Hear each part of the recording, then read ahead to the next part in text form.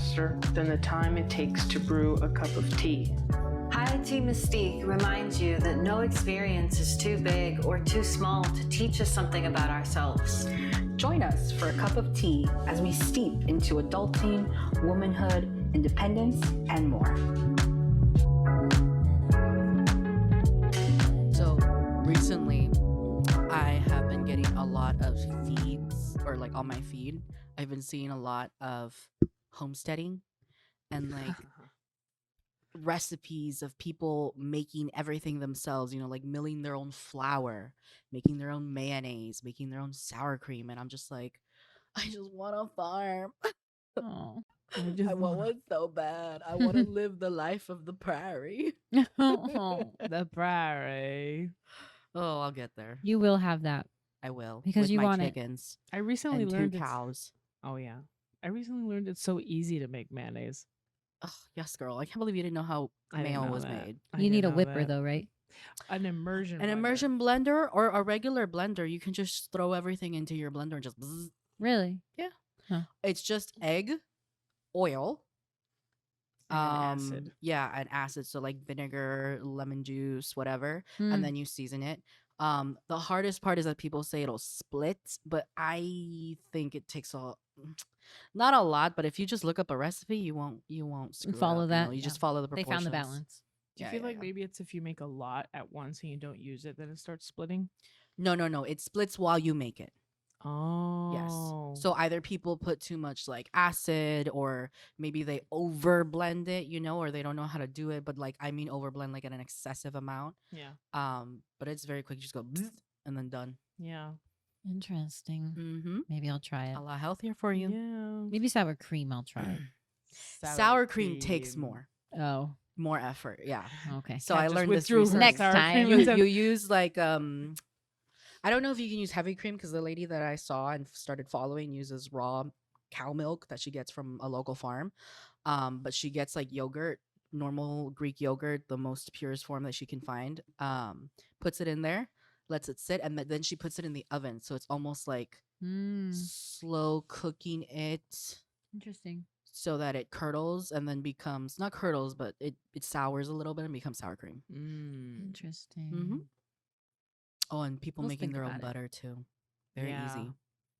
That's an incredible process. I accidentally made butter one time in high school. Accidentally? Yeah, I tried to make whipped cream. This was with Aliana. Yeah, We tried mhm. to make whipped cream and we whipped You it over too whip hard. milk. And we becomes made butter. With it We too were like, hard. it's not that it tasted salty, but it did not taste creamy. Like it was solid. Yeah, We thought we yeah. were making frosting. That's so funny. Yeah.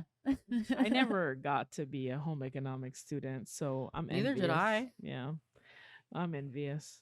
I just I would have loved experimented. to mess Oh no, up. that was definitely just at Aliana's house after school. Oh one day. Yeah, my god. yeah. There's no way that was in school. No. Yeah. That was just I don't even think we had home home economics. Like, by the time we finished freshman year, it was gone, no? No, it was there because Wow. my ex-boyfriend's younger brother did it all 4 years of high school. Oh, what the hell? Adorable. Oh, I didn't know I Nathan. could sign up for it. Oh, Nathan. He's in the Navy now. Oh. That's So- what the home economics will do Yeah, for you. Yeah. Absolutely. Well, welcome back. Hello. Great segue. Right into it, guys. Hope you enjoyed that talks of fat, acid, and heat and wrong butter whips. Transformation. Uh-huh. Evolutions. Uh-huh. And without further ado, welcome to the third installation of our holiday season episode. Woo! It is now Christmas. That's right, baby. Holidays. Merry Christmas. Not just a pillow tonight. Not just a pillow tonight. Wait, Upgrade. what does that mean? Last episode, I had a pillow. I had Pam's Yeah. Christmas pillow.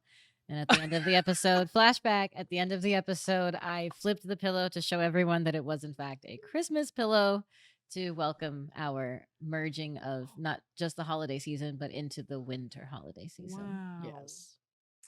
Yeah. The things So- the things you learned about your own show. Uh-huh. You know?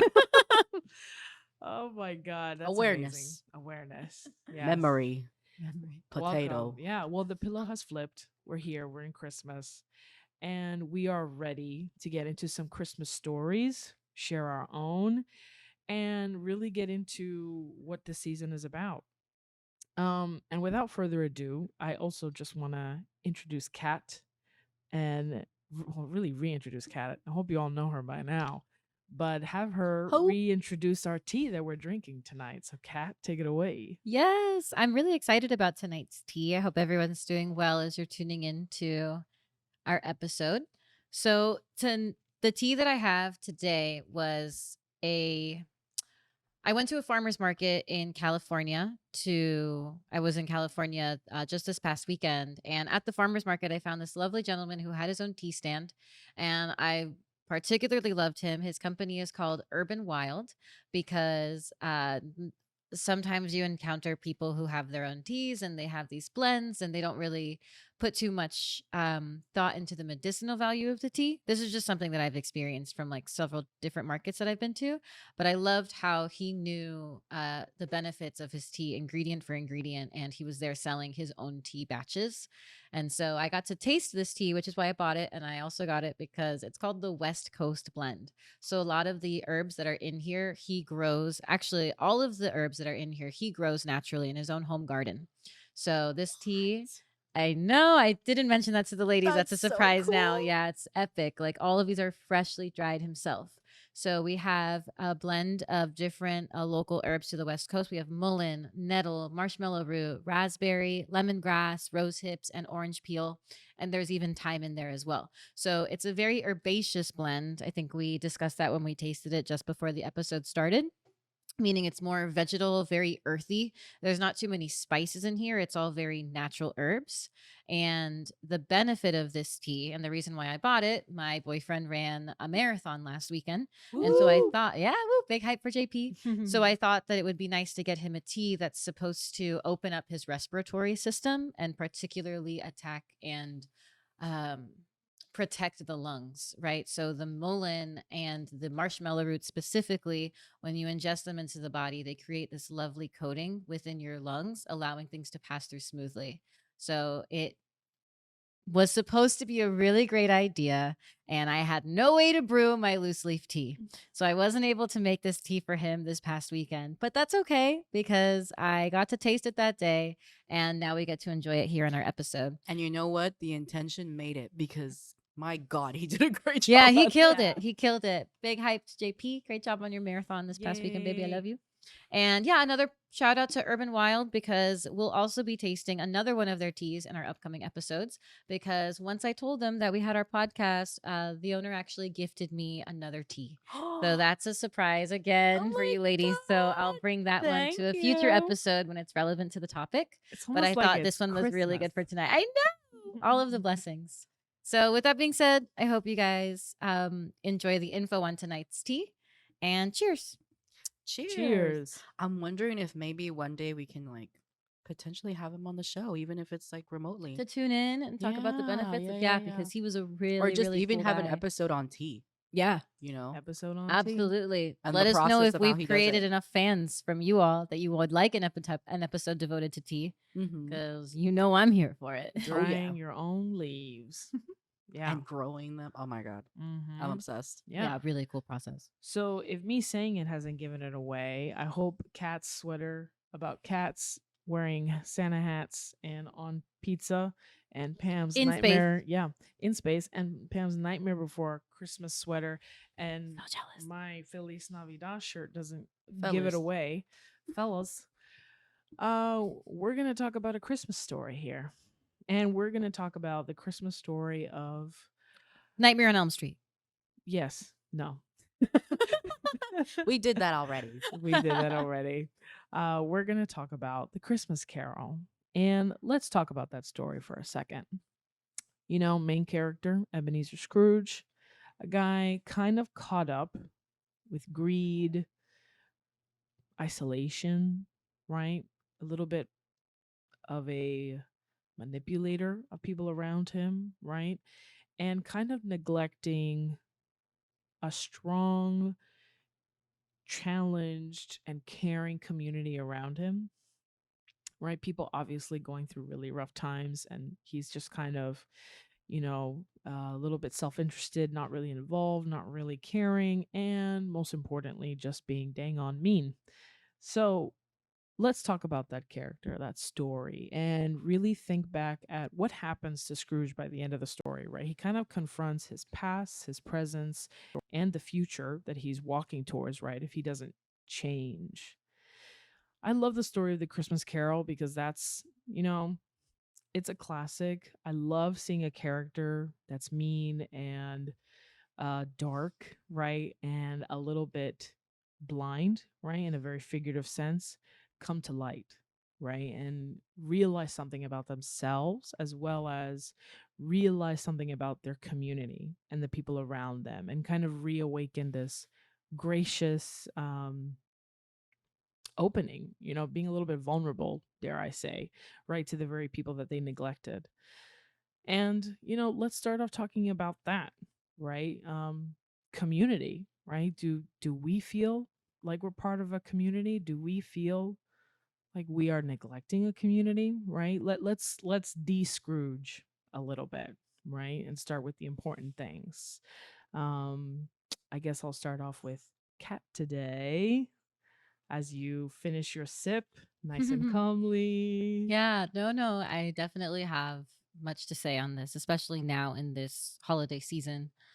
I love this topic, by the way, for today, I think that A Christmas Carol is a classic, and it's really cool as an adult to live out stories that you've grown up with.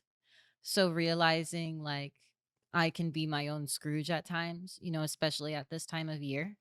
I love Christmas. It's always been my family's favorite holiday. It's when everybody goes balls to the wall and decorations, and all out on everything, and everyone tries to put their best foot forward, right? And stay in the holiday spirit. And I think that there are parts of me that do that as a machine. And then there are parts of me that decide to tune out and check out because of little things that have happened at this time of year in the past. And so when I think about neglecting my community, the what I'm reminded of because of the lesson of the Christmas Carol, and how things end in that story, right? When Scrooge realizes how many people he always had supporting him in his life that he chose to turn away from. It's a really nice wake up call for me to remind myself how many people love me and how oftentimes I choose to isolate myself. When I'm stressed out or when I feel overwhelmed, I feel like no one else can relate or that I would be burdening them if I told them about how stressed I am, right? Because it's like, well, who am I to say that my life is more stressed out than you are, right? Who am I to say that my financial situation during the holiday season is worse than yours? And so sometimes you just don't even want to bring it to the table at all. But I've noticed that when I remain more open to those things, talking about how like I need to decorate my house in order to feel the Christmas spirit because without it, I feel a little lost, at this time of year. Sometimes just sticking to those very simple traditions remind you of all of the other things that are 1,000 times more important than this time of year. But if I don't have that, then I'm less likely to want to share community, right? I'm less likely to want to have people over at my house during the entire month of December. Or I'm less likely to want to even go out to a Christmas gathering, right? Because I have to work early the next day. And this is a time of year where you have things pop up at all times of the week because people are really just trying to make time for each other wherever they can fit it in. And so many times I'm exhausted, and I don't want to be there and I don't want to do it until I drive to their house. I'm sitting outside and I'm about to walk in, and you remind yourself before you walk in, like, I'm here because I love the people who are here. And all of this internalization of that I'm tired and that I'm exhausted. I know that if I told my loved ones that I am, they wouldn't have no problem with me not being there, So it's that internal conversation that I have with myself of, I'm here because I love these people. I'm not angry to be here. I'm grateful to be here. I'm so blessed. So rewording that in my mind has been a good combat to this time of year because there have been some lonely holidays in the past, like not going to those parties and not reaching out to people around the holidays, not checking in with friends who don't live here. Like I've had those years and life is so short, and it's too short to not tell the people that you love them, especially at times like this when these holidays can be so lonely. And maybe it's not my year this year. This is my year of really engaging with my community. And so I have to reach out to those people because next year might not be the same for me. And my hope is that the community that I've created will see that and be there for me. That's a really good point. I think also something that I'm going to touch on too is the fact that we get kind of scared to reconnect after we feel like we've been gone too long, right? We're like, oh, well, I actually just was overhearing somebody talk about this recently. Like, there are messages in my phone that have been left unread for like 2 months because I don't even know what to say at this point. It's kind of funny because I feel like in a way that's exactly what you're talking about, right? You're talking about being a little absentee, needing a little space, and then Scrooging yourself over. Ha ha ha. Cha. Do we get that? We're almost scared to re-engage, reconnect, right? And that's challenging. It's a Scrooge for a reason, right? What do you think, Pam?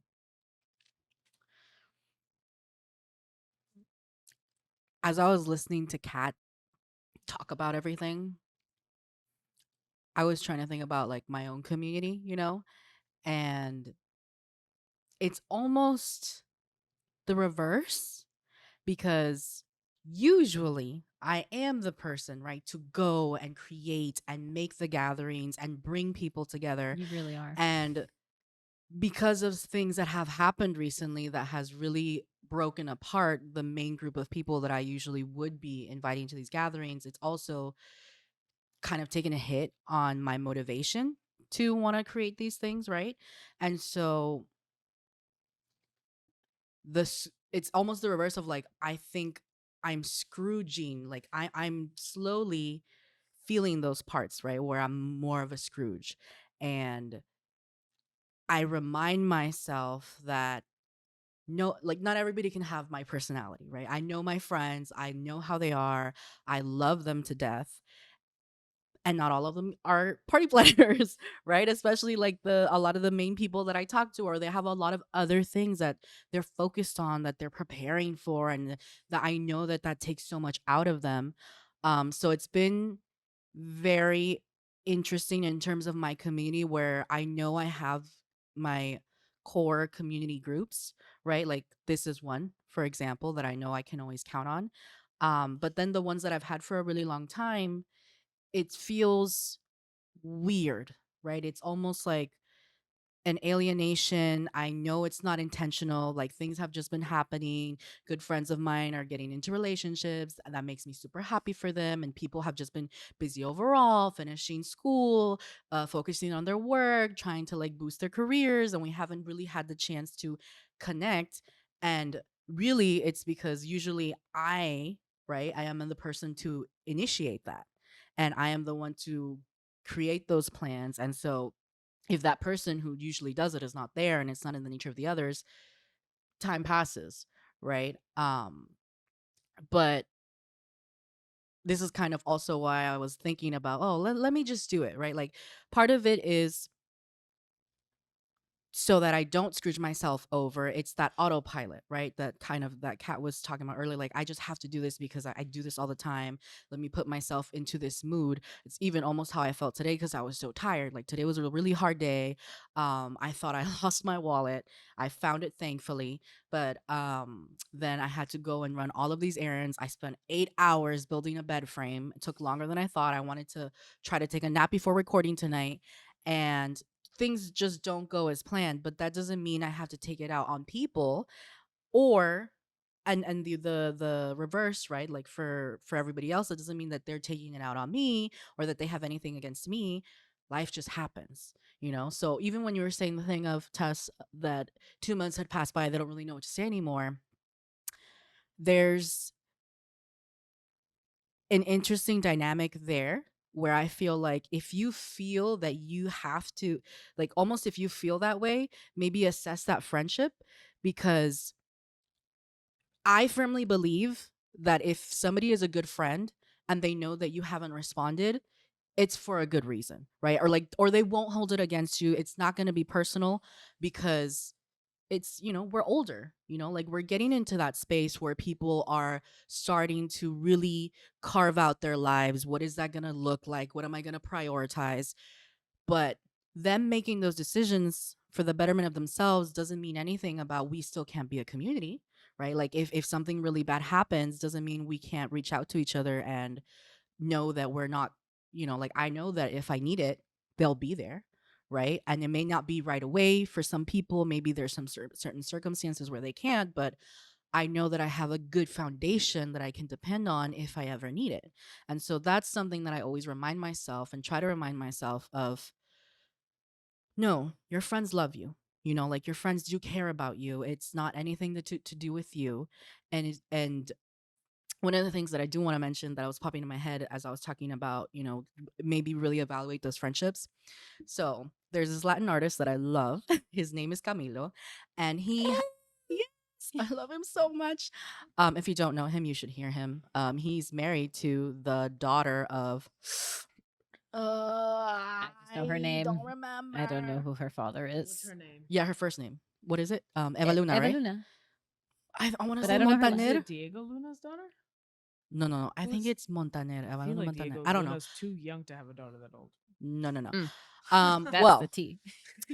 so he's really great, right? Like he's a Latin artist and he's really still down to earth. He's still very humble. And I saw recently on Instagram they had posted like a short part of a interview that they had of him that he was on a podcast, I don't remember whose, but he was talking about friends. And he was saying, obviously in Spanish, he says there's two kinds of friends. You have bonsai friends and you have cactus friends. What happens with the cactus friends? Like if you leave and you leave for 3 months and you come back to your apartment, the cactus, what does it look like? It's still there. It doesn't need you. It's like it has what it needs. It knows that you're gonna come back and it'll be fine because life goes on. But then you have the bonsai friends. What's a bonsai friend? Think of the bonsai tree. What happens? Those are very particular. You have to have it in a specific humidity. You have to water it a certain amount every single day, specific amounts of light. It's those people that are constantly like making you feel bad, right? Like why do you feel like you don't know what to say to this person? Are they pressing for your attention? Are they trying to get you to look at them and give them the attention that they need, that they can't, that they can't find the peace within themselves to just like feel okay? And so I when those moments of like silence happen, so it's everyone's human, right? It's very easy to feel like, oh, maybe something's wrong, maybe something happened. But it feels really good to also remind myself and know truly in my hardest of hearts and in my gut that it's not personal. And I know that if I were to ask my friends, like, hey, it's been a while, um, like, can we hang out? And that happened recently. I was reaching out to my group of friends and I was like, hey, we haven't hung out in a hot minute. Like, are people free? They weren't free this weekend. Am I going to hold it against them? No, like I asked very last second. I know they all have very busy lives. It's the holiday season. They have other friends they want to see as well. So whenever we can, we make plans. If not, no hard feelings. I see who I can see. I'll try to see somebody else later. But that's kind of been a process that I've been having to remind myself of. Don't become a full Scrooge. And it's okay to feel a little bit like, oh, is this really like, or in a little lull. But at the end of the day, just reminding myself these are good people, like this is the community that I've built. This is the community that I've grown with. This is the community that is still a community. And we work together. And there will be times where the community needs to focus on their own little home. But that doesn't mean we can't gather around again and have a good celebration. And that doesn't mean we haven't recently, even if it's just been some time had passed, it doesn't mean we haven't done it in like a year. We have seen each other. So Yeah, I think it's funny because, all right, so I would just like to point out, right, that we've identified a couple of communities, right? And we have kind of admitted that there is some neglect, right? But it's sometimes just from fear, right? Of, I guess fear is kind of a negative word, but I think it's a very considerate fear, right? Like, oh, like I haven't responded to this person. Like, oh my God, they must feel so bad, right? And I made them feel that way.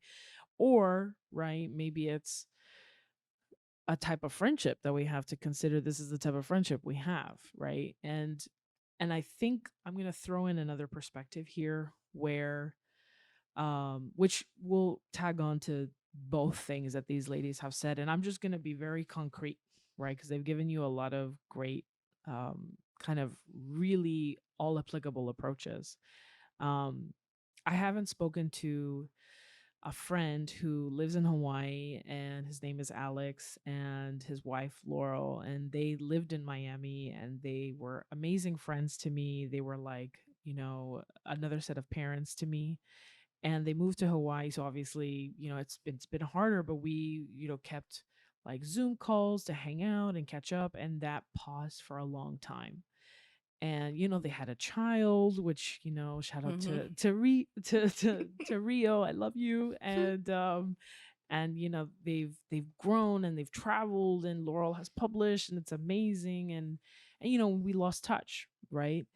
And so much happened in my life for the past 2 years that I kind of I Scrooged myself, right? I love that we're catching on to that, by the way.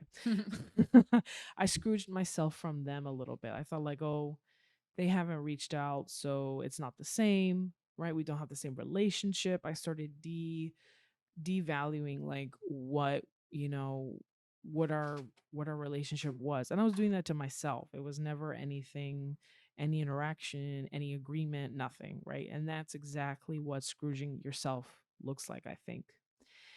And I had a dream about them, which is funny because I had it and I remembered it the moment I woke up, and I was like, oh my God, Alex and Laura were in my dream.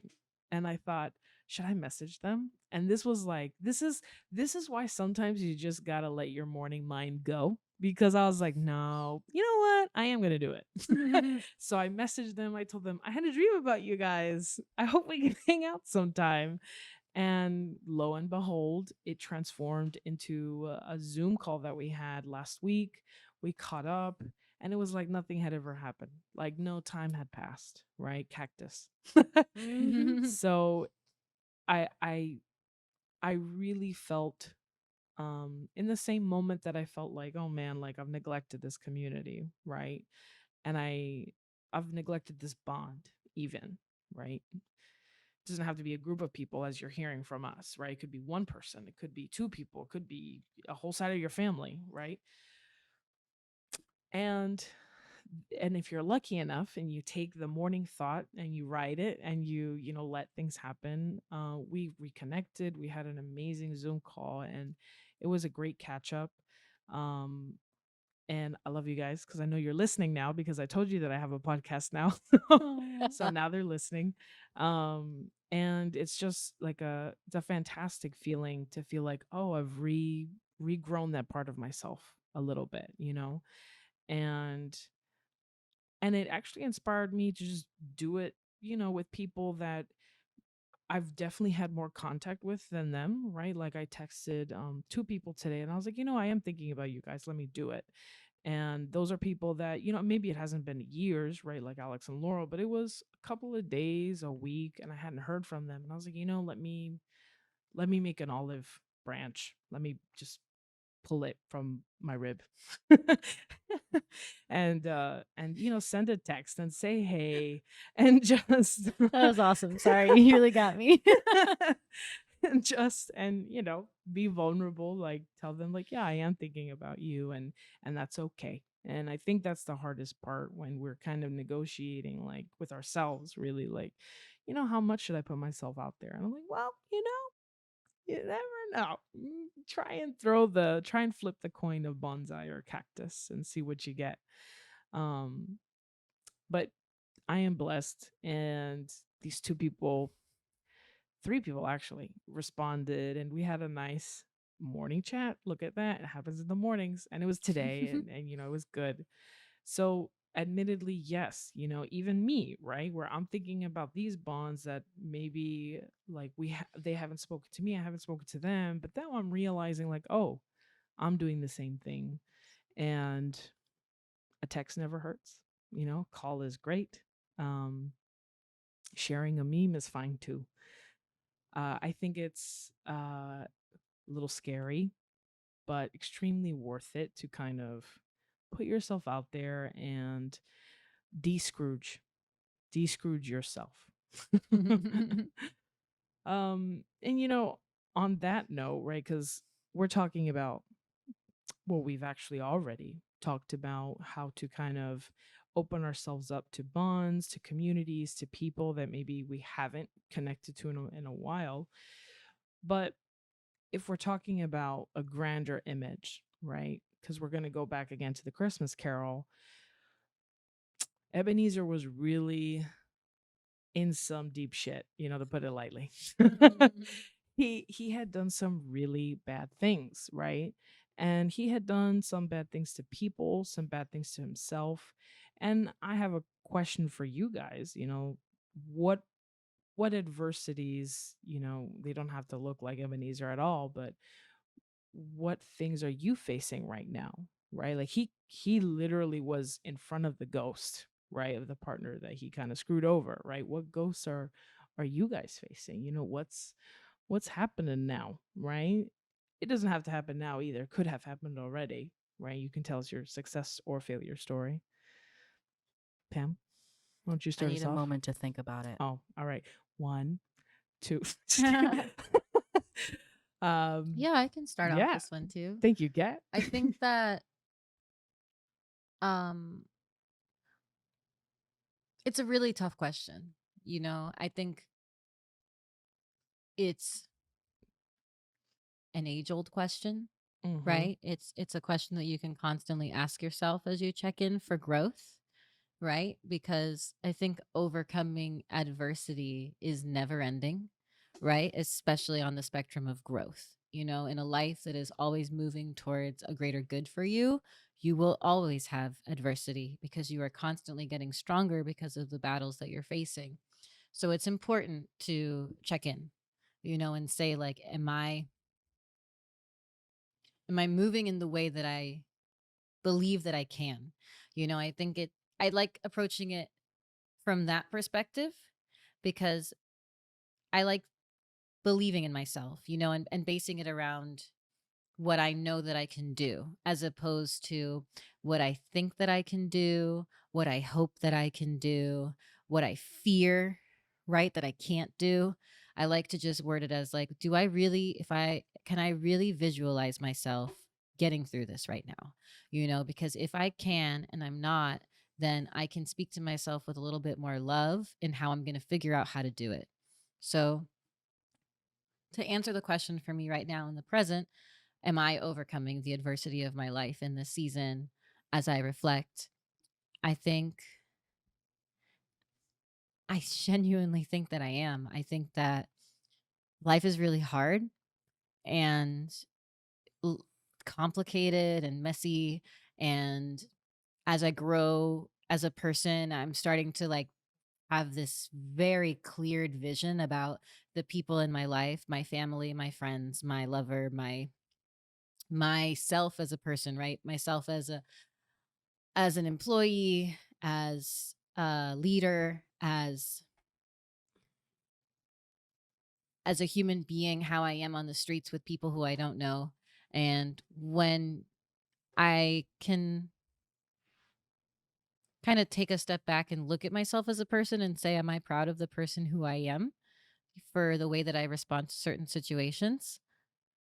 I think I give myself a little bit too much grace sometimes, for sure, because that's coming out of my trauma, right? That's coming out of a season of like degrading myself constantly and feeling like I keep falling short.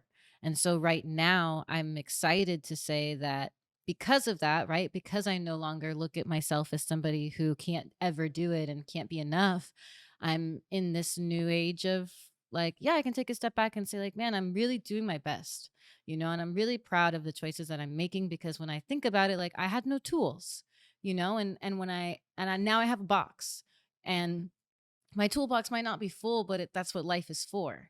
And it's really nice to be able to think that, as the year comes to a close. Oh my God. Like, we've talked about it several times because our podcast is such a huge step for all of us, in launching this. And so if I were to base my year off of anything and call it a win, it's a win just because of the fact that we have this safe space, and so that's not even my only win.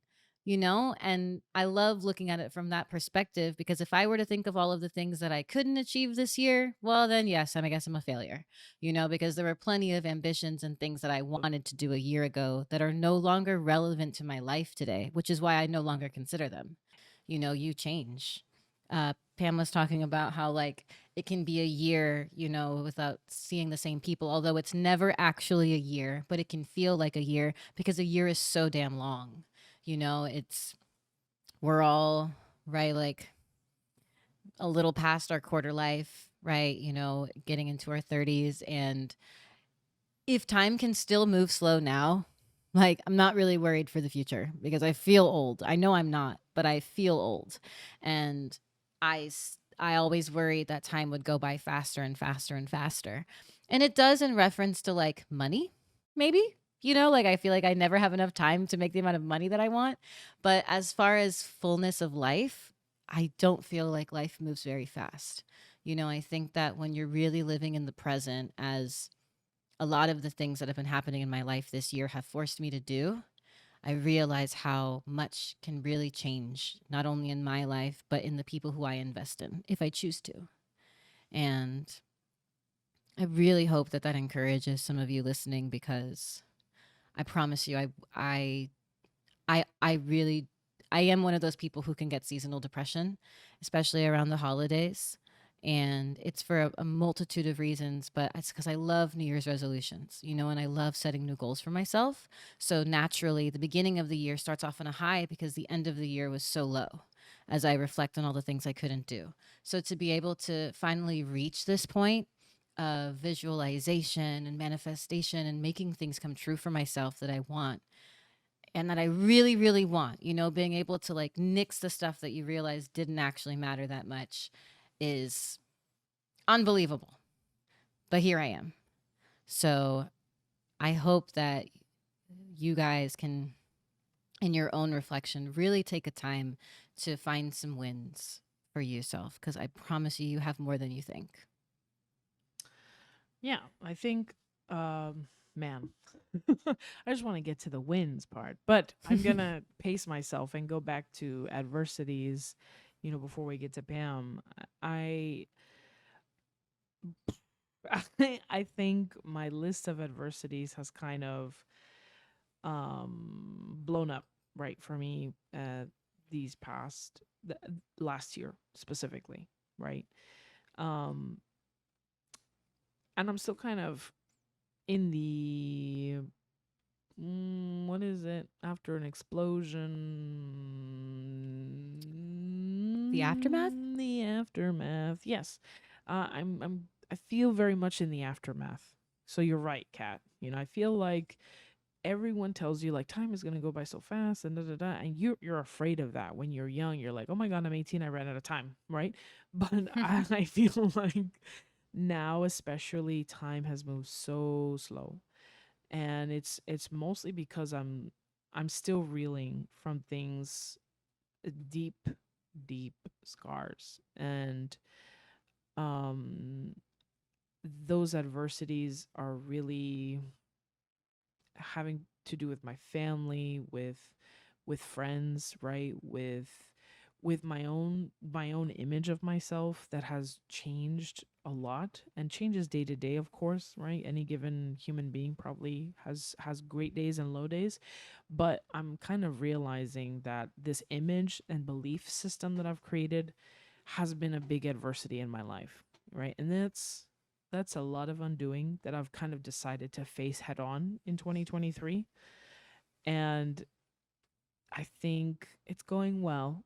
That's why I was like, it's a win, right? Because all of those things are now slowly being undone, but they're still being undone. And it's with a wonderful therapist who's out there, and a lot of writing, a lot of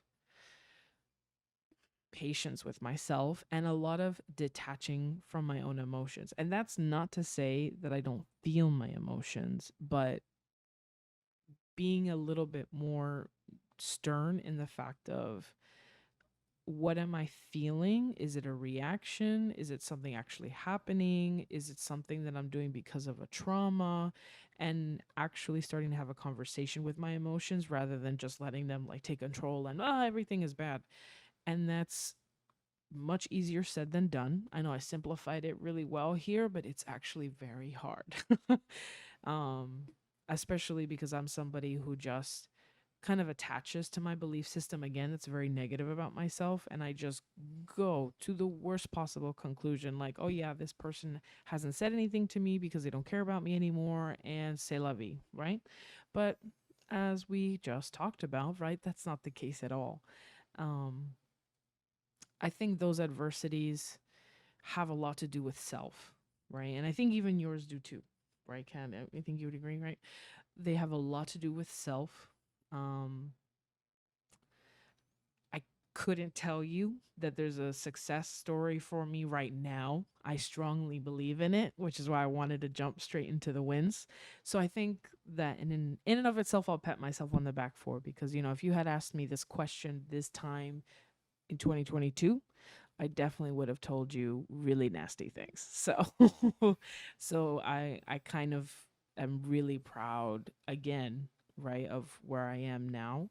I know there's still plenty of adversities, and that's true, and that's not to say I have failed, but that I'm actually prepared to face them. Um that sounds very abstract, and I apologize, but that's where I'm at, and that's what I'm ready to share right now. um, but I hope it applies, and I hope it actually makes a little bit of sense with what you're probably a listener there on the other side, right? Hello, hi.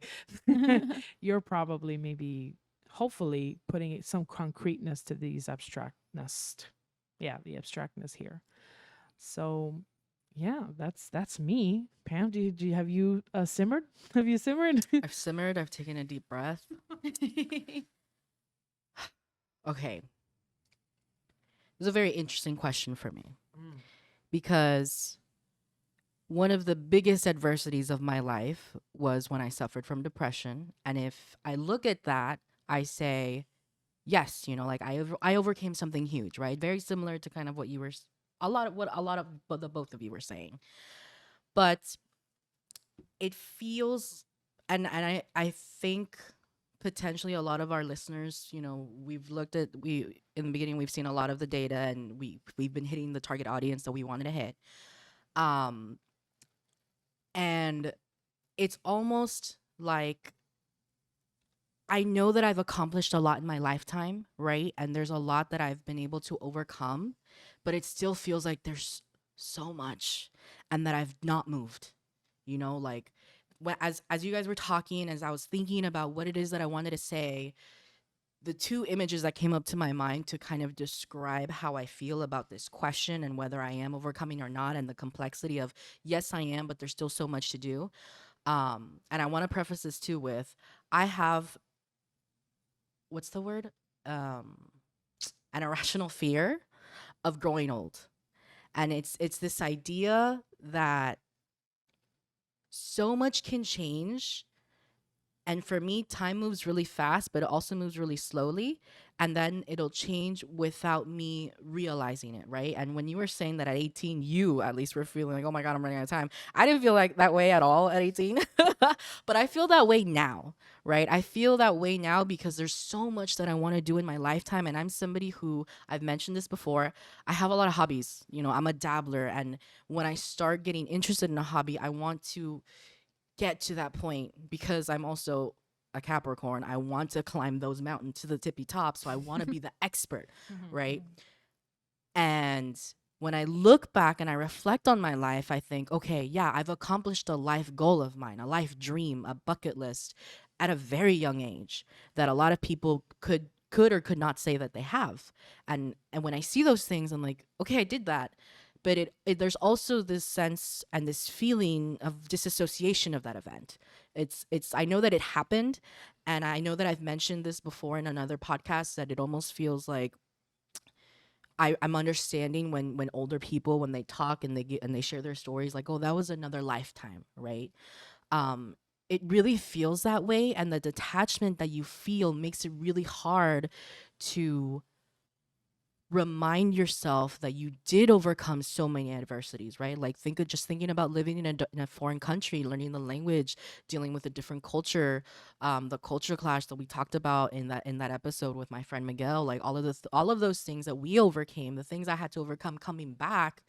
And even now, right, I'm I'm doing a master's program that when I first saw it, I was like, this is crazy. A course is only 5 weeks, but while I was in it, it felt like forever.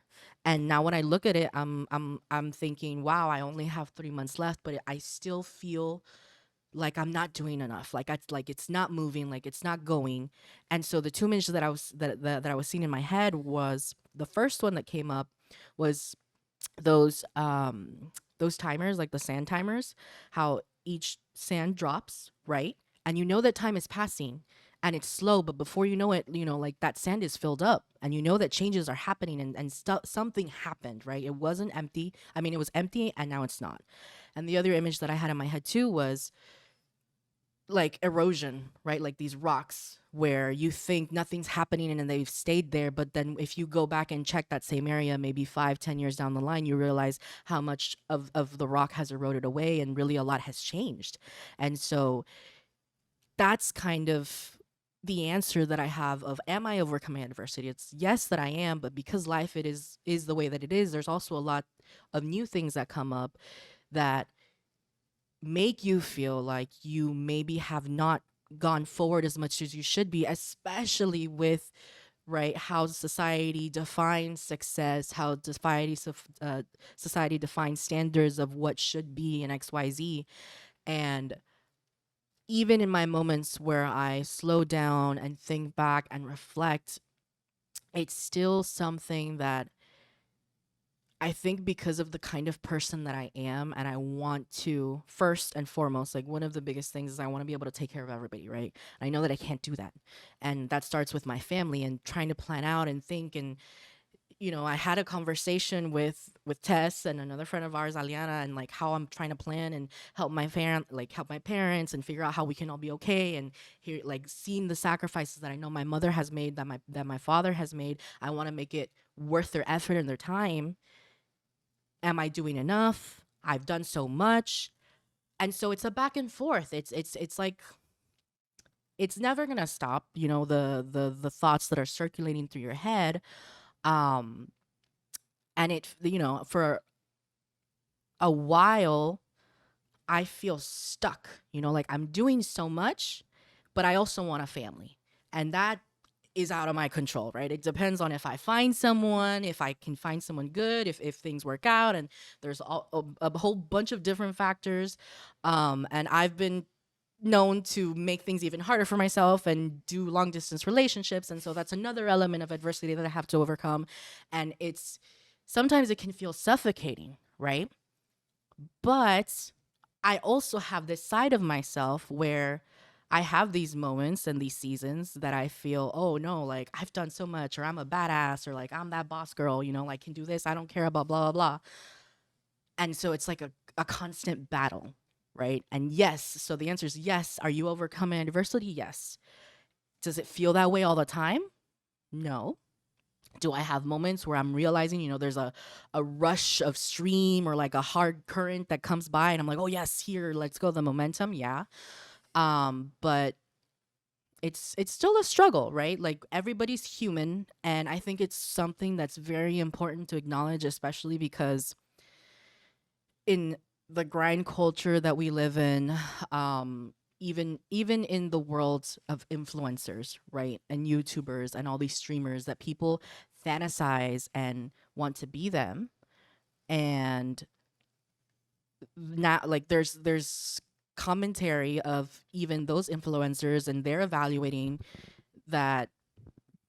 So I was listening to a podcast episode of Rowena Sai, and she kind of did a lot of self-help, how to be, like, good habits to have and things like that. And I think she moved to Japan, and she was kind of having those same feelings, right? And she was referencing to apparently a podcast episode or a YouTube episode that Emma Chamberlain had with somebody else. I don't remember the name, but she was talking about how YouTube and being an influencer is an addiction because they don't know how to stop. They don't know where to stop because they need to, especially to compete, right, with like BuzzFeed, like Tasty, where they have a whole production team versus they're just themselves, and they want to make sure, am I still relevant? Am I still trendy? And I feel that on a smaller scale, we all feel that as well, especially with the pressures of, oh, do you have a family yet? Oh, when are you gonna have kids? Oh, are you gonna set, because of these are the standard definitions of success and what you have to do and what you have to follow. um that it's really hard for people to be happy with their lives, right, and feel content. um and then I get those moments where I'm like, man, I know I did my master's in instructional design, but what if I just said fuck it and just started cooking and became a chef? And like having those moments where I'm like, life doesn't matter. You could do whatever you want. It literally does not matter. Whatever you do, as long as you put in the work. And so it's an ebb and a flow. And sometimes you get stuck. There's like a little rock that gets stuck in there, but then it'll get pushed out. But it is very complicated. And I feel like that's the common theme that we've all had to this answer. At the moment, it's a season of stuckness because I just have to get through it, right? Like I have to finish school. I know also that a season of huge rush and movement and change is going to come because I am about to finish school. The job that I have is also about to end because it's a grant and it's limited to the life of the grant, right? So now I have to start looking at different jobs. And that could change my entire dynamic, right? Like if I happen to find a remote job, then that gives me more opportunities of where I could live or what I could do. Um, so I have that in mind in the back of my head, but I'm also somebody that thinks 5 years down the line, right? When I plan, I don't plan for the next month. I plan for, okay, how am I going to be able to create the life that I want in 5 years? What do I have to do? Like, what do I have to execute? I think that far ahead. And that is a good and a bad thing. And I think that's part of the reason why I do end up accomplishing a lot. But the things that I want to accomplish are so monumental, they're so monstrous because of the kind of person that I am. Even like the other month or like a little while ago, I was talking to Tess of like, I haven't even finished my master's degree and I'm already thinking about getting a PhD. And that takes like years, like 5 to 10 years, it's depending on how much time you can dedicate to that. And that's why it's so hard for me.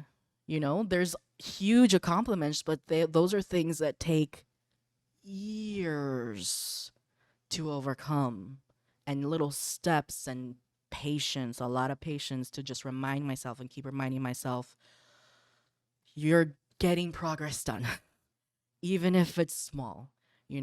A huge one of those is my health.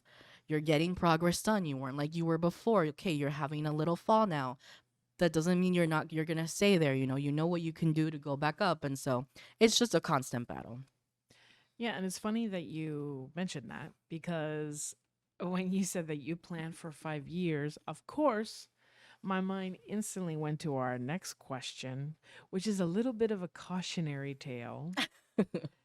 What do we feel, or simply, do you feel like you're in control? Because this is the cautionary tale. Are you ready? I feel that going back to the carol, right? Control is all Scrooge had in the beginning, right? To a very dark extreme.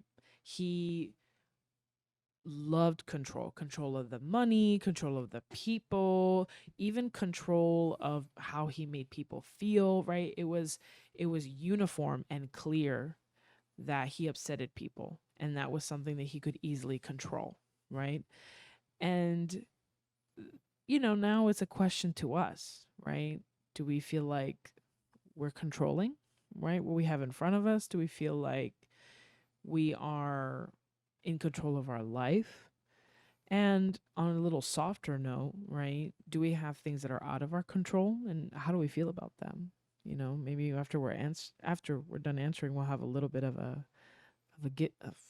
some takeaways for everybody here. But Pam, why don't you start us off here? Yeah, sure.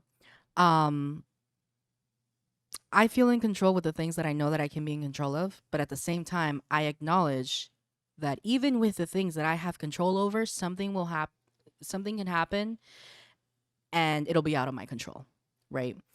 And that's where I go back to that fight, right? That battle that I have within myself of even with what I was mentioning earlier with careers, right? Or where somebody wants to live and so I feel that yes, I have control in the big pieces of my life, right?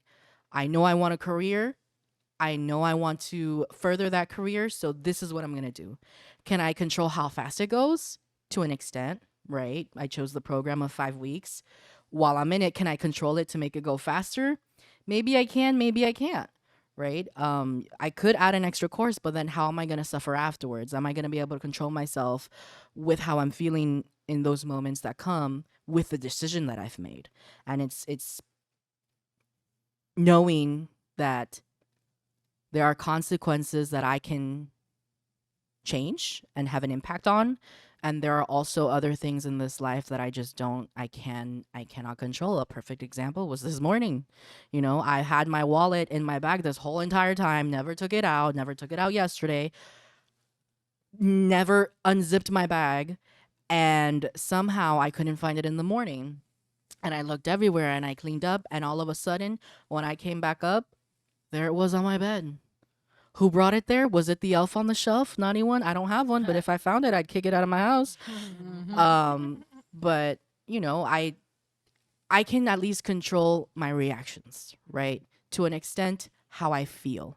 Can I allow myself to feel this for that moment? And it's the closest thing that I can also, like, another image here for all of us that I can use to describe the depth of control that I have is like when you're growing plants, right? I know what I'm going to grow. I just decided I'm going to grow a carrot. I chose a carrot seed. I put it in the ground. I'm watering it. I'm making sure that it's going to grow. Can I control how fast that plant is going to grow? No. Can I control how big it's going to be? Can I control that mites are going to get into it or whatever, like insects, pesticides, to an extent?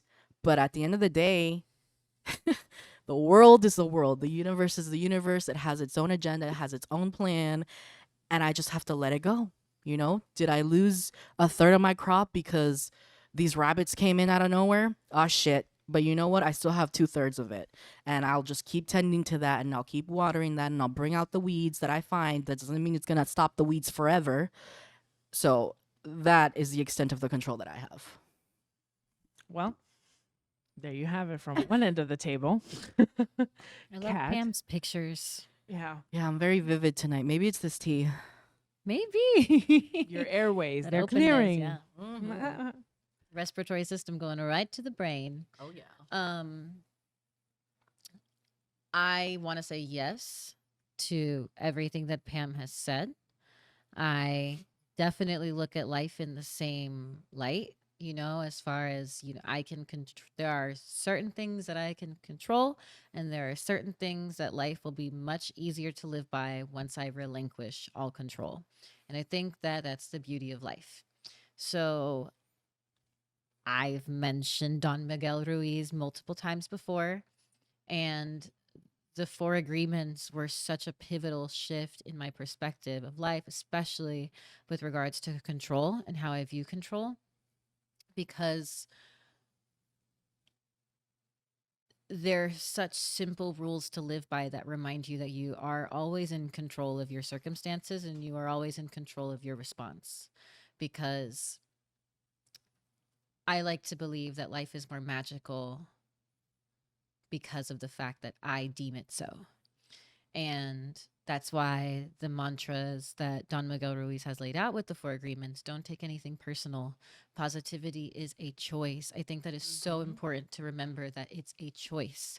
You make a choice every day when you decide to wake up in the morning, Yes. you know, and when you remind yourself that that's how much control you have in your life, then you realize that all of the things you can't control do not matter, because they won't change who you are and they won't change the course of your life that you are meant to be on. You know, they're the second question that we tackled. They're ways to overcome the adversity of your story, you know, the colors that make you who you are. And life without struggle is boring, you know, and that's a life that no one wants to live on. That's just the truth, you know.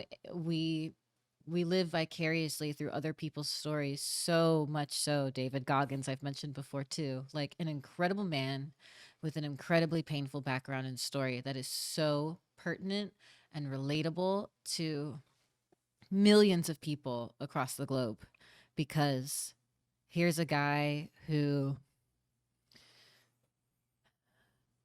couldn't have viewed himself any lower in his life and tried multiple times to break out of that and failed so many times, the way that so many of us do, because it's so hard to see yourself as someone that you're not in the moment, but who you believe yourself to be. It's so hard to create that person, but it's not impossible, you know, and doing something that hard for yourself is exactly how you remind yourself how in control you are of your own life. And that's all a bunch of beautiful words, but the question is for me to answer for myself. So when I think about if I feel in control in my life, I think that it's definitely something that I struggle with, you know, because I think that I also struggle with being very easy to relinquish control in circumstances where I should have a lot more. You know, I'm very easy to recognize when I see that someone else might be just as impassioned about something that I am, you know, and you want to kind of let them have the light, right? And I've mentioned before in a podcast episode that you should never let someone's light shine so bright that it diminishes your own, you know, the reason why I value that mantra is because I struggle with that mantra, you know, so I have to constantly remind myself that and check in, because it's so easy to live through the happiness of someone else, you know, and it's not until you're in alone, you know, that you realize that you lost something from that, and no one else will ever know, you know, and you have to love yourself first, and that's part of having that control. And yeah, I think that I'm proud of myself.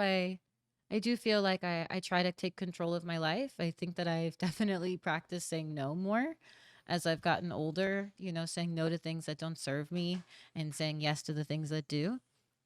But there's a balance that I'm still trying to find. And I think that it's trickiest with,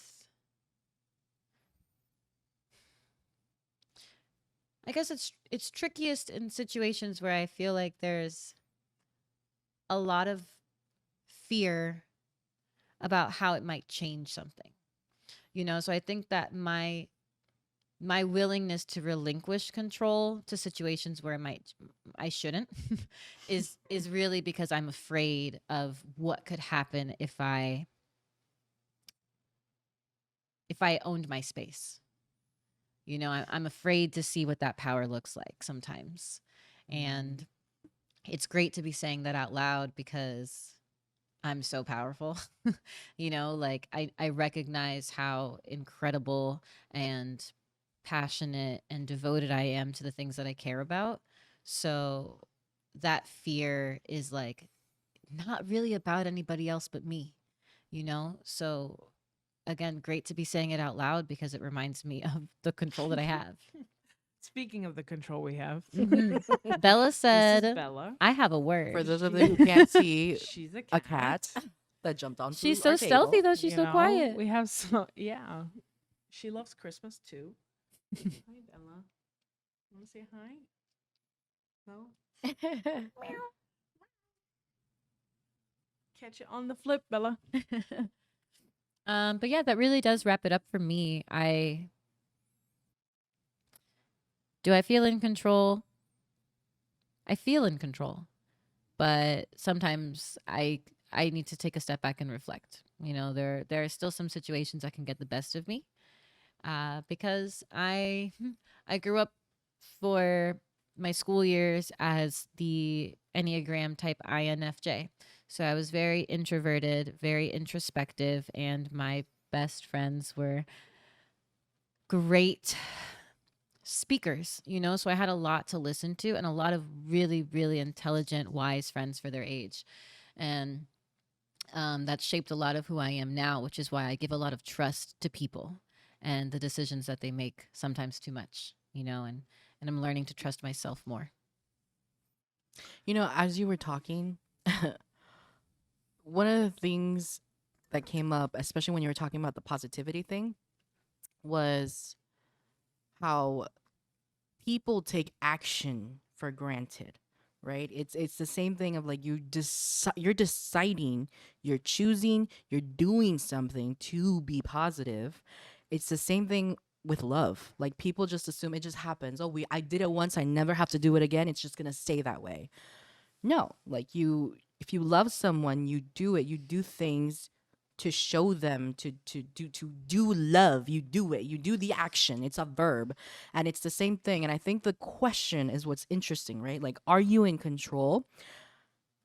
I think it should be, or not should be, but something to consider when you're if any of you are feeling the way that Kat and I are, is you may not be in control or feel in control, but if you don't like something, that doesn't mean you don't have the power to change it. You may not always have control. And I think the control is it's a word that's very easy to cling on to. And I think the shift should be, what can I do to change it? Right. And I may not control everything, because that word comes with that connotation and that image of having everything in its place, and everything is going to work when you want it. It's not a superpower. You're not a god, but you are a human being. You are a physical being. You can do something. I don't want these cards on the table. I'm gonna move it off and put them away. So if you feel that way, if you're feeling that space where there's nothing that I can do, especially when it's something of you're doing the same thing and you're not getting the result that you want, what else can I do? What else? And the reflection is that action, right? It's another action that people are doing, for you to figure out what else can it be. Maybe the action is, I can't figure it out myself, let me go to an expert. So don't feel like you have to be in control. I'm not sure, I'm hoping that's not the message that you are picking up, right? As our listeners, or the only message, but more so, you are in control in the sense that you have the power to change in your life what you don't like. What that looks like, who knows? How long will it take? Who knows? But there's something you can do about it. Yeah, and I feel like this is funny because as Kat was talking, I was like, Bella is pretty much putting Kat's words into like the real world, because no one's gonna stop her from jumping up on the table. But I can hold her here and see what she'll do. And it's so like, do you remember what was the name of like INFJ? You said INFJ, right? Yeah. I can look it up. Was it the campaigner? Do you remember? No, I don't remember. Oh, I don't think it was the campaigner though. I know mine was a campaigner. I was like, oh my god, are we both campaigners? But I just wanted to know that tidbit from Kat. But for me, I'll be honest with everybody and say, and for everyone who's maybe in the margin that is separate. I'm so sorry, just to interrupt. Yeah. The advocate. The advocate. Not that Hence. far off. We're kind of on the same track here. I'll see if It is very similar. actually stays down this time. We'll see. It's okay if she jumps up again. She's a nice little guest. So I'll be honest and say there's a margin here where I sit in right? Where I'm going to tell you very bluntly and plainly, no, I do not feel like I'm in control right now of my life. I feel like I have definitely taken some measures to be a little bit more structured, but as funny as this is going to be to me, because it's kind of an inside joke at work, life comes at you fast. and If you don't and stop and look around every once in a while. that's the other part of the saying, but at work we just stop at life comes at you. Oh, really? Oh my God. We just stop there, we just stop there. Life comes at you fast. So I've kind of learned that having no control is not a punishment. It is a very probable reality. So don't think of it as I'm failing because I don't have control, as much as this is the phase of life where I just don't get to have control, right? It's the other crescent part of the wave, right? And you just have to live through it and do what you do the best you can to, not suffer from the aftermath, right? Going back to that first and second question for me, right? But I feel most importantly, I feel that, just to emphasize the point of, no control is not a punishment. By the end of the Christmas Carol, right? I feel like Ebenezer Scrooge learns that too. He lets go of all of that control he had in the beginning, right? He lets go of the safety of just being negative, right? The kind of corner that this isolation gave him that was safe and he knew very well, but it was in the end terrible. So he went out and did things that, didn't give him any control. It was the exact opposite. And in that same token, on that same hand, on that same gesture, it was so much control too, right? When you relinquish that, you find that you can really put effort and hard work and create something beautiful, like a two-way community, right? Like love, like effort, like a long distance relationship that is hard but so nourishing, right? Or like a show that's gonna be amazing because Kat is directing. I am. More to come. Yeah, more to come. And those are just some of the byproducts of, in the same token, relinquishing that little piece of control gave you so much more, right? And with that, we've closed this portion of the episode, and now, just to drive the point extra home, we're gonna have Pam do our tarot reading for this episode. Yay. Take it away, Pam. So I know that we've based our episode on the Christmas Carol and tied it in with that. In trying to think of what it is that I want to ask the cards, I feel that the theme of our episode and a lot of what we tied into is this idea, right, of, at least for me, it almost revolves around this stuckness. And we've mentioned the word fear, right? Like, a lot of the times people who can be stuck, they're scared to move forward, or we're so set on this one path and they refuse to see what else could come up, because there's a lot that we can know, but there's also a lot that we don't know. Like, there's a lot of possibilities that can happen. And I think what I want to ask the cards today is, there's always going to be a lot of noise, right? A lot of things going on. With Ebenezer Scrooge, it was these thoughts that intruded in his mind and thinking and assuming, right, that his community had, it's almost like, oh, if this is what they think of me, then that's what I'm going to be, right? And I'm just going to fulfill that and show them.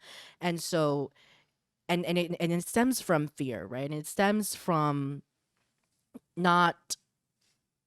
from staying in your safe space and not trying to explore or make yourself a little bit uncomfortable, and maybe giving into the noises and the voices of society or whoever it may be.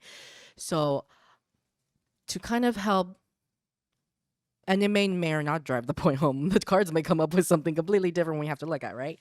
But I think what I want to ask the cards is, what can we do, especially in this holiday season where there's a lot of expectations, there's a lot of things that maybe you could potentially dreading, right? Maybe going to that gathering and hearing, "Oy, ¿dónde está la novia?" or whatever, whatever it may be. Even if you have, struggles with the holiday season, because not everybody does have a space to celebrate in and all of that, and we would like to acknowledge that as well. Is what can we do to help quiet the rest of the world so we can truly listen to what it is that we want? Like, what will be that guiding light to help us make that change, to help us realize what are the movements we have to do, the actions that we have to take? Because it's very easy to drown yourself in the noise of the world and just put on a face and put on a show and pretend.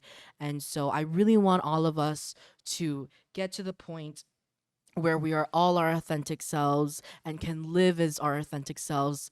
But sometimes we don't know what that is, what that can look like. And I also want all of us to know that that can change, right? And that's okay. So I'm gonna ask the cards, what is it that we can do to help quiet these voices?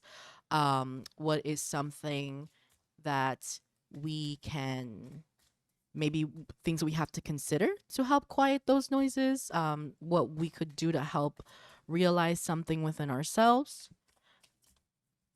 And one card did pop up, but I do want to get a clarifying card, because the card that popped up is the Chariot. The Chariot is all about action, but I want to know, what do we have to do? Like, what kind of action is this? What is it that you want to say with this so that we can clarify it? Okay, there's a lot that came out. As we mentioned, this is a complicated process. So, okay, I'm going to take these because they didn't want to come in. Okay, very, very interesting. So, the first card that we pulled is the Chariot card. This is a major arcana. And the image, and of course, today the deck that was calling out to me is one that I haven't really used a lot of. And I had mentioned it to the ladies earlier today. And it's called the White Sage Tarot. And it's this beautiful, almost powder blue, very pale, with Very wintry. yeah, like the cover looks wintry, but there's a lot of seashells, and it uses animals, right? And nature in its depictions. And so the very first card is the Chariot card. There's the sun on top shining, and there's a white horse and a black horse, and there's a wheel. And traditionally, the Chariot is astrologically, it's the Cancer card. But also it's the card that means action, right? Like, it means just go and do it and move forward, because think of a chariot that's being pulled by horses. And so for the booklet in this deck, the upright key terms that it's using is karma, action, and driving force. And it says, when the chariot turns up, your path has cleared. Yin yang horses are charging forward toward a goal. An all-in attitude will help you get the job done. The Chariot has energy and motivation, so moving forward is crystal clear, right? And as I mentioned, I wanted to get a clarifying card because I understood that this was the meaning of this card, but we're asking the deck, how can we quiet the rest of the world to get to this point, right? The path is cleared and we can move forward, but how can we get to there?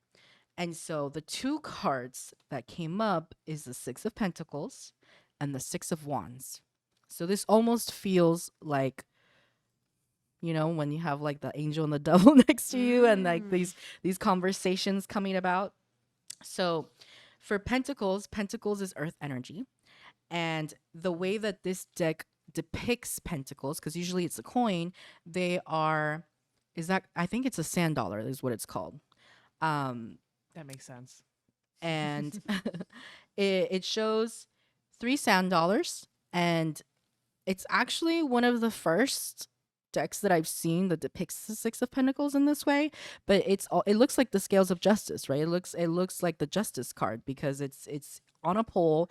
There's two I guess buckets that are holding three sand dollars on each side, and it looks like it's balancing, and there's something, I'm not sure what it is, that's twirling around the base of that pole. And so for this deck, it says Six of Pentacles. Some keywords is balance and harmony. I was right, sand dollars. Sand dollars are perfectly balanced on this scale. Money flows in and money flows out. This is a good time to invest your money where your values lie. And then opposing that is the Six of Wands. This one has a ribbon flowing down. So the pentacles is flowing. It looks like it's flowing upwards. That ribbon that I had mentioned earlier that I saw. This one is one that looks like it's flowing downwards, and there's six almost branches that are aiming towards the ribbon.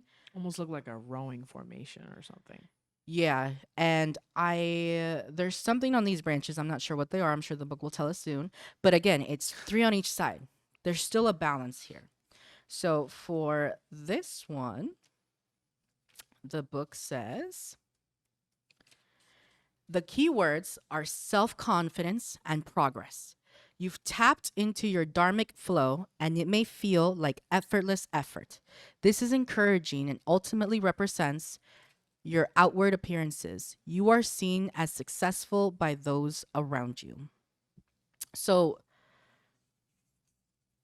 I know that these cards sound very optimistic and makes us, at least I feel like the assumption that I hear is, oh, okay, but how do I know how to get to this point, right? I think the cards are trying to tell us you're there. You're whoever's listening in right now, if you have that doubt in the back of your mind, it's there. It's this idea again, right? Of even if you don't feel that you're in control, there's an action that you can take. Everything is meant to happen. And it's happened. When it happens, it's meant to happen at that time. We always feel like, oh, if only that hadn't happened, or if only we had, in relationships, if only we had met later, or something at work happened and something didn't go well. Oh, if that didn't happen, I could have gotten X, Y, Z. Everything is meant to be. Everything is in its place. Whatever action you decide, it'll just shift, right? And it'll come back. But there is a balance. Whether you're going up, whether you're going down. Both of these cards, and it's earth and fire, right? There's still elements that work together. It's not like fire and water came up that would extinguish each other, or vice versa, right? The fire could evaporate the water or whatever.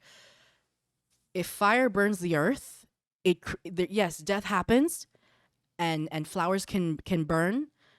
But what happens? It creates nutrients.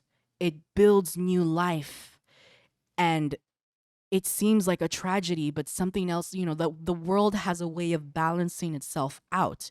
So whatever doubts that you have, whatever it is that you are not sure, you can't quite the world, a keyword that really came up here, and even though it's talking about money and investments, and that might speak to if anyone is struggling who's listening to our episode, at the moment that you're listening to it, if you're struggling about making a career decision, I would say, listen to your heart, listen to those values. If you don't know what those values are, sit down and figure it out and use that as that guiding light, right? Like, what is important to you? What is a priority for you? What do you value more? And use that to help you. And whatever it is that you decide, it's going to work out. And there's going to be ups and there's going to be downs. But both of these cards are showing, and even with the Chariot, specifically this deck brings up yin and yang. Those are opposing forces, but they are equally opposing, and it's constantly flowing, and they even themselves out. So if you're in a down, it's going to even itself up, and you're going to soon be in an up. If you're going to up, be grateful for it. Make sure you're present in the moment, because something can happen where you're going to feel a little bit down again. But that doesn't mean it's the end of the world. that doesn't mean you're a failure. That doesn't mean, like the word that came out with the Six of Wands is success. The words that are coming out here are take that action, do that investment. So, whatever you decide, as long as it's your decision and you own it and you use your voice, you listen to yourself to make that decision, at the end of the day, however long that it takes, the universe has you in you have you in your best interest, and so does the universe. And so things will have a way of working itself out. And if it feels like, oh my god, this door closed and I was supposed to have this open, whatever, it's trying to tell you something.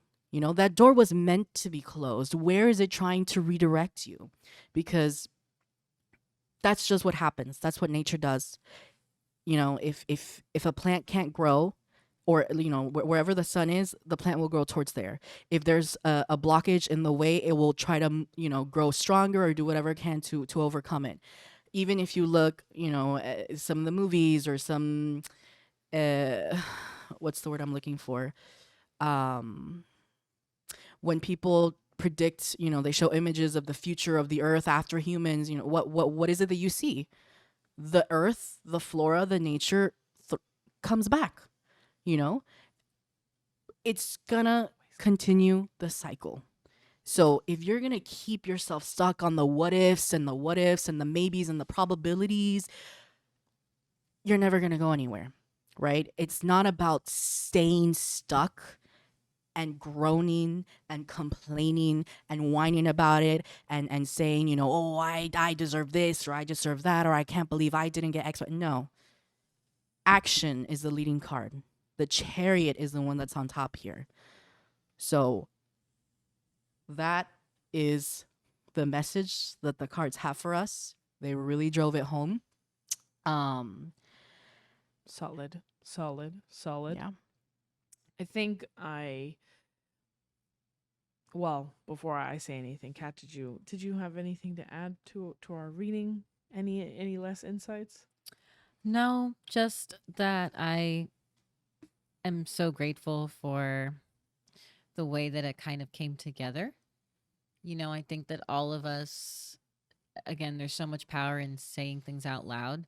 So the realizations that we have in our episodes are always really interesting. We can go into an episode feeling very sure of how we feel about the topic.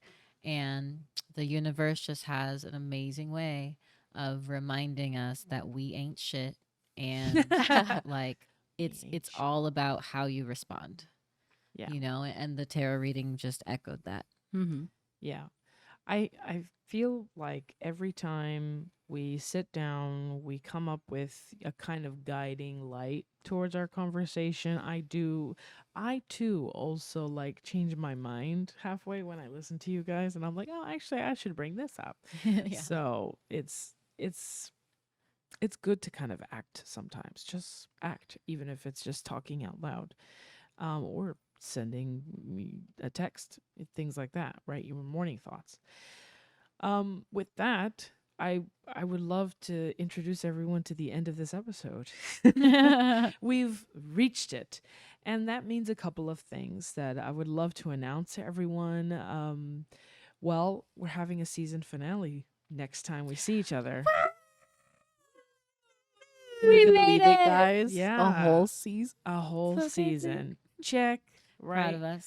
High Tea Mystique 2023, our chapter, is closing for this year, and we're about to start up again, but we'll have a break. You probably, again, that's considering after our last episode in December, which will actually be coming out that week of Christmas. So gear up, enjoy it, and take a break as well. You've done a lot of reflecting with us. You've done so much work. We're Woo. so proud of you. Pat yourself on the back. We'll say this again next time, but you can start now. It's okay.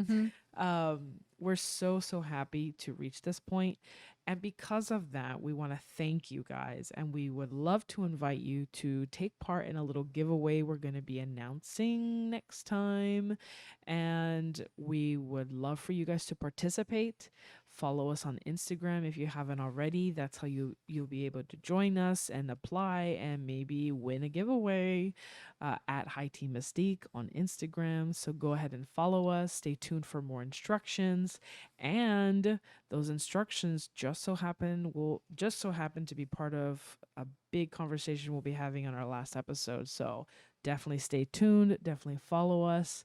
Be part of our last discussion for 2023. And help us make a really strong finish for this season 1. Yeah. Pam? I was just gonna say I'm so excited to give you guys a few goodies. Yes. Think of it as a High Tea Mystique Christmas. They're Look good at you. goodies, y'all. Yes. Good goodies. More to come. And just like I said before, you have one more episode with us. So fret not. This is not the end, but we are announcing it now to get you guys excited and to join us and have a holly jolly holiday season with us.